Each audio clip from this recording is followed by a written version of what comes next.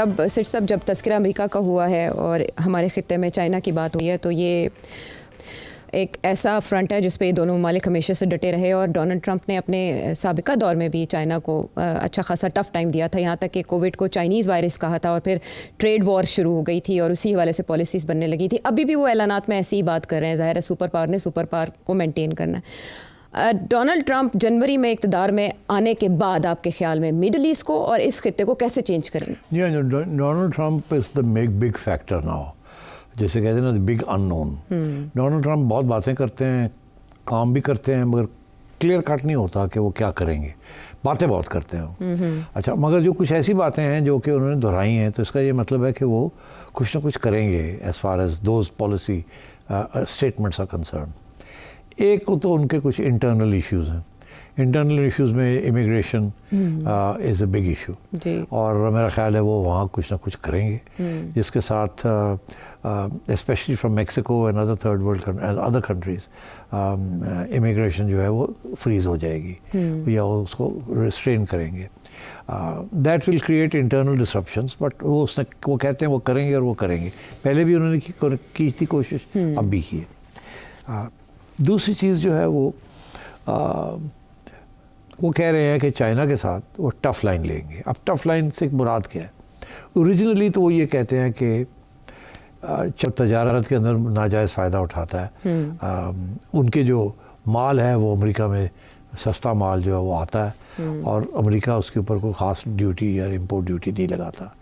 मगर चाइना जो है अमेरिका से जो माल जाता है, चाइना उसके ऊपर इम्पोर्ट ड्यूटीज़ लगाता है।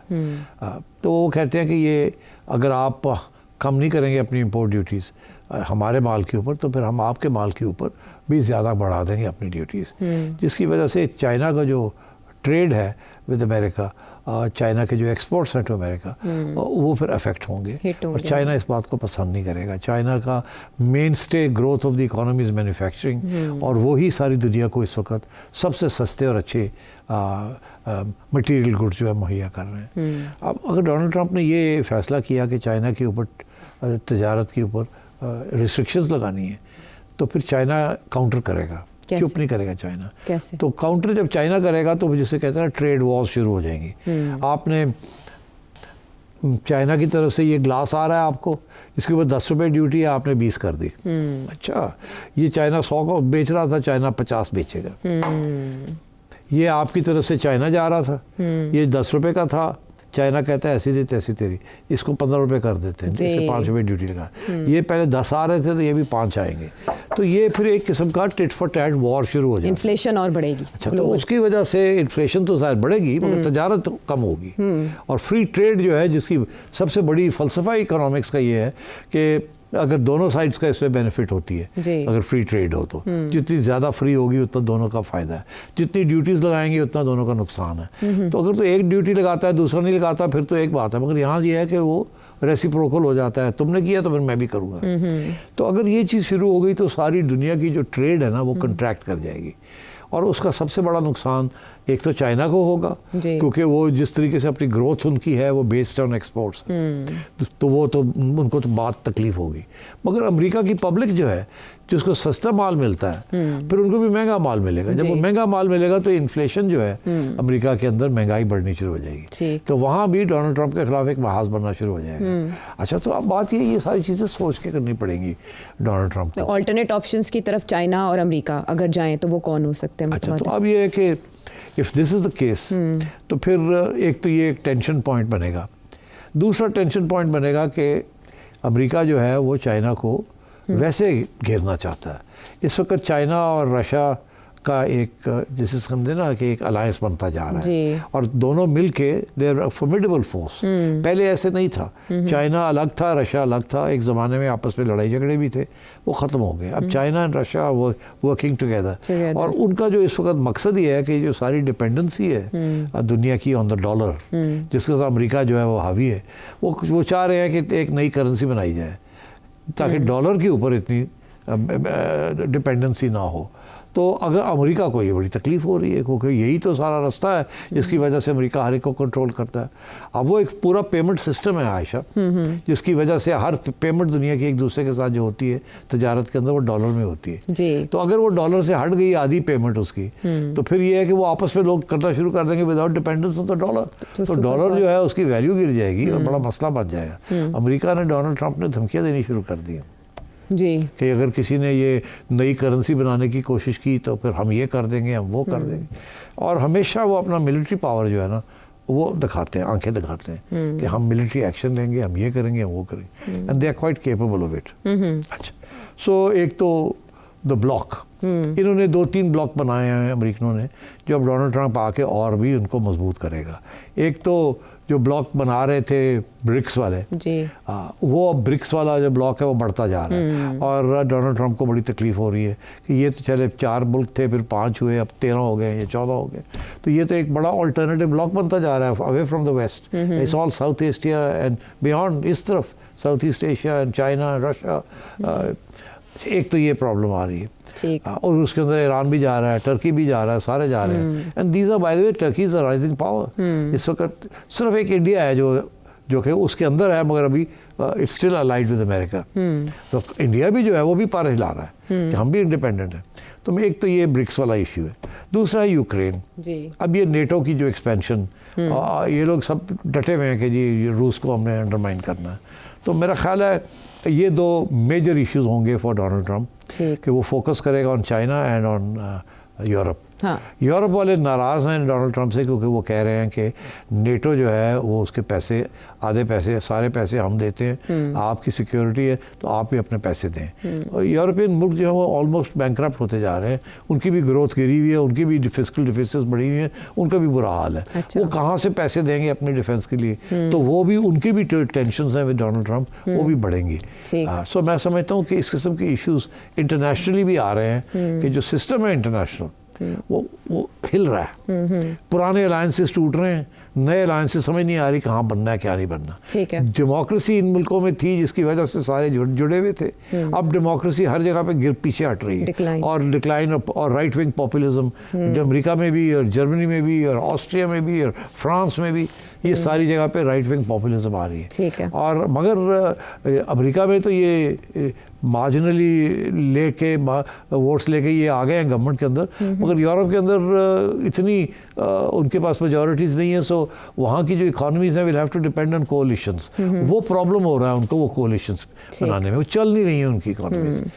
जहाँ हर जगह जहाँ कोलिशन होती है, पार्टनर्स 2-3 होते हैं तो बड़ा मुश्किल हो जाता है चलाना। तो ये political system of democracy, elections, voting, it's all coming under a crisis internationally. ठीक। अच्छा, ये तो वो फ्रंट्स आपने गिनवाए जहाँ वॉर या क्लैश के चांसेस हैं, लेकिन डोनाल्ड ट्रंप के साबिका दौर में उनके एक्शंस ने जो बोला वो अफगानिस्तान से पुल आउट था, और इसके अलावा अब्राहम अकॉर्ड के ज़रिए उन्होंने मिडिल ईस्ट में एक नई लहर चलाने की कोशिश की जो उनके जाने के बाद उस तरह से बढ़ नहीं सकी, और फिर ये अटैक हो गया हमास की जानिब से पिछले साल।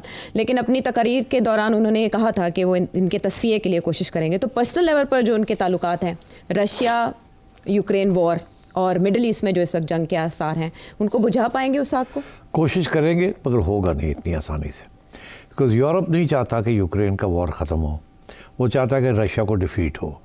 डोनाल्ड ट्रंप चाहता है कि कुछ सेटलमेंट हो जाए, मगर यूरोपियंस ये नहीं चाहते।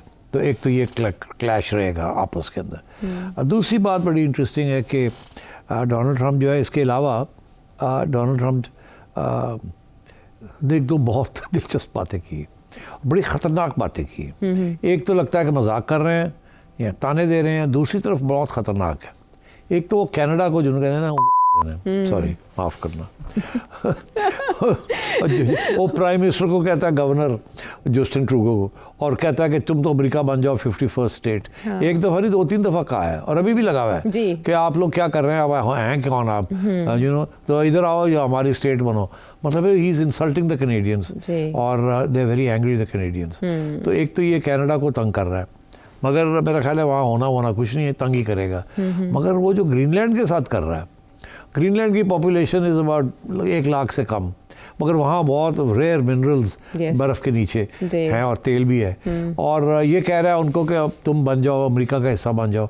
और वो जो है डेनमार्क है जिसकी सुजरेंटी के अंदर वो आता है ग्रीनलैंड, तो उनको कह रहा है कि बेच दो हमें ग्रीनलैंड। सौदेबाजी सौदा कह रहा है कि पूरा ज़मीन ही सानू बेच दो। इस लेवल तो के। बड़े वहाँ नाराज़ है लोग। हाँ। मगर ही इज़ वेरी सीरियस। हाँ। तो ये ना हो कि वो प्रेशर डाले नेटो के ऊपर जी कि जी ਤੁਸੀਂ ਗ੍ਰੀਨਲੈਂਡ ਸਾਨੂੰ ਦੇ ਦਿਓ ਤਾਂ ਅਸੀਂ ਵੀ will continue to defend you, ਨਹੀਂ ਤਾਂ ਫਿਰ ਤੁਸੀਂ ਜਾਓ, ਅਸੀਂ रूस ਨੂੰ ਕਹਿੰਦੇ ਆ ਅਸੀਂ ਉਹਦੀ हेल्प करके ख़त्म करने हैं। बिकॉज इस वक्त जो सारी हेल्प हो रही है यूरोप की, जो हथियार आ रहे हैं, जो एम्यूनिशन आ रहा है, जो वेपन्स इस्तेमाल किए जा रहे हैं, सारे अमेरिकन हैं। तो जिस दिन डोनाल्ड ट्रंप ने चाहा तो उस दिन ही can just stop the flow of weapons and ammunition to the Ukraine, जिसकी वजह से यूक्रेन फारग and the Russians will then, जैसे कहते हैं ना, एक किस्म की डिफीट हो जाएगी यूक्रेन की। एंड तो दैट्स अ थ्रेट। तो यू नेवर नो। तो डोनाल्ड ट्रंप जो बातें करता है कभी कभी छिक्के चौके ऐसे मारता है कि हिल जाते हैं लोग। So the big unknown factor right for Pakistan, for Imran Khan, for China, for Europe, for Russia, it's Donald Trump. और डोनाल्ड ट्रंप जो है जिस मूड में आया है, it's a very dangerous mood. ठीक है, अनप्रिडिक्टेबल। मिडल ईस्ट इस वक्त जंग के दहाने पर है और पेशरफ्त बढ़ रही है इसराइल की जानिब से। इस सिलसिले में क्या किरदार अदा कर सकता है अमेरिका या बाकी ममालिक? देखिए, इसके ऊपर पहले भी डिस्कशन हुई है, तो मैं मुख्तसर बात करूँगा। इसराइल और अमेरिका, डोनाल्ड ट्रंप वगैरह ने सब ने फैसला कर लिया है कि ईरान के अंदर रेजीम चेंज होगा और वहाँ एक प्रो वेस्ट गवर्नमेंट आएगी और ईरान का न्यूक्लियर प्रोग्राम ख़त्म कर दिया जाएगा। तो अगले साल इसी के ऊपर तवज्जो दी जाएगी। इसराइल ने सारी सीरिया की एयरफोर्स डिस्ट्रॉय कर दी है। डोनाल्ड ट्रंप, आपने जिक्र किया एब्राहम अकॉर्ड्स का, ऑलरेडी डोनाल्ड ट्रंप ने बातें करनी शुरू कर दी हैं कि उनको कंप्लीट किया जाएगा एब्राहम, मगर उस वक्त आपको पता नहीं कंप्लीट होने जा रहे थे तो ये गड़बड़ हो गई। तो फिर उसकी वजह से सऊदी अरेबिया रुक गया। अब वो सबके ऊपर सबके साथ बैठेंगे और सबको इसराइल के साथ डिप्लोमेटिक रिलेशन बनाएंगे। उससे कबल इसराइल की आखिरी चीज़ जो रह गई है वो है यमन को अटैक करके हूथी रेजीम को ख़त्म करना। उन्होंने ईरान को कमज़ोर कर दिया है, उन्होंने सीरिया उड़ा के रख दिया है, उन्होंने हमास और हिजबुल्लाह को ख़त्म कर दिया है। लेबनान कमज़ोर है वैसे ही, अब रह गया सिर्फ यमन। तो अब इसराइल इज़ अटैकिंग द हूथीज़ और मेरा ख्याल है अगले 3 से 6 माह के अंदर अंदर हूथीज़ की जो सारा इंफ्रास्ट्रक्चर है और जो उनकी वहाँ भी वो कामयाब हो जाएंगे और पेशरफ्त। तो फिर उसके बाद और इसके दौरान वो ईरान के तैयारी करेंगे ईरान को फारग करने की। तो मैं ये समझता हूँ कि next year will be a very bad year for the middle east. ये जो कोई अमन वगैरह नहीं होगा, मगर ये ज़रूर है कि ये इसराइल पूरी तरह हावी होना चाहेगा सारे मिडल ईस्ट के ऊपर और उनके प्लान्स ही हैं कि सारे जो नक्शा है मिडल ईस्ट का उसको तब्दील करना है। Donald Trump will be part of that और हमारे जो मुस्लिम ममालिक हैं वहाँ they will join in doing this, unfortunately, because वो भी बहुत dependent है on America and they're very weak militarily. ये great game, great plan और deep rooted। अच्छा, हमारे पास 2 मिनट हैं सिट साहब, लेकिन सवाल बहुत से हैं तो चाहूँगी कि मुख्तसर कर लें। क्या पाकिस्तान पीपल्स पार्टी कैबिनेट में आ जाएगी? पाकिस्तान पीपल्स पार्टी कैबिनेट में आ सकती है।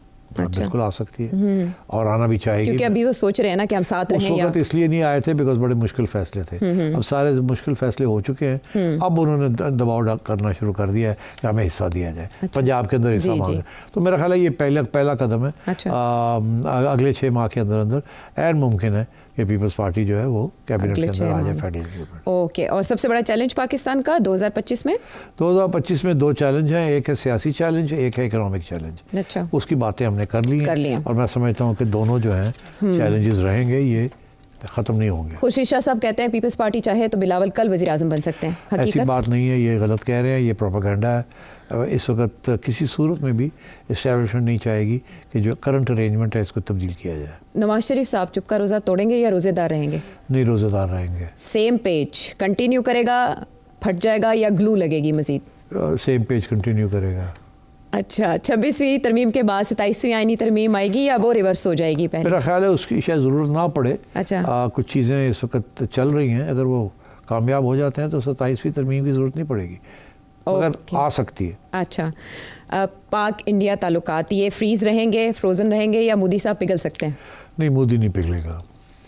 अच्छा, पाकिस्तान पिघलेगा क्या? पाकिस्तान पिघलना चाहता था मगर नहीं पिघलेगा। ओके, सी पैक कोल्ड स्टोरेज से बाहर आएगा? सीपैक को आना पड़ेगा, चाइना की तरफ से बड़ा प्रेशर होगा और आना पड़ेगा बाहर।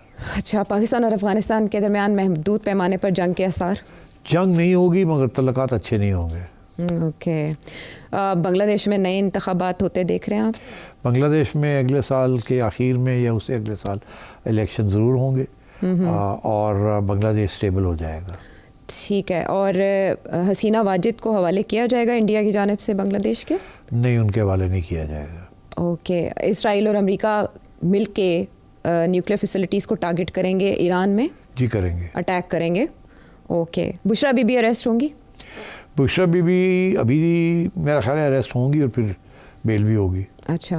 और अली अमीन गंडापुर साहब का केपी में फ्यूचर गवर्नर राज लगते देख रहे हैं या वो कंटिन्यू नहीं, करेंगे? गवर्नर राज नहीं लगेगा, वो रहेंगे। ठीक है। और पाकिस्तान पीपल्स पार्टी को पंजाब में एक्सेस दी जाएगी, फ्री हैंड दिया जाएगा? नहीं, फ्री हैंड नहीं दिया जाएगा। 3-4 डिस्ट्रिक्ट्स के अंदर उनको पोस्टिंग्स एंड ट्रांसफर्स की फैसिलिटी मिल जाएगी। अच्छा। और पाकिस्तान तहरीक इंसाफ के लिए 2024 तो बहुत सख्त रहा, 2025 रिलैक्सेशन का लचक का साल होगा? मुश्किल है, रिलीफ मिलेगा? ये सारा खान साहब पे डिपेंड करता है। ओके। और अवाम को 2025 में रिलीफ मिलेगा?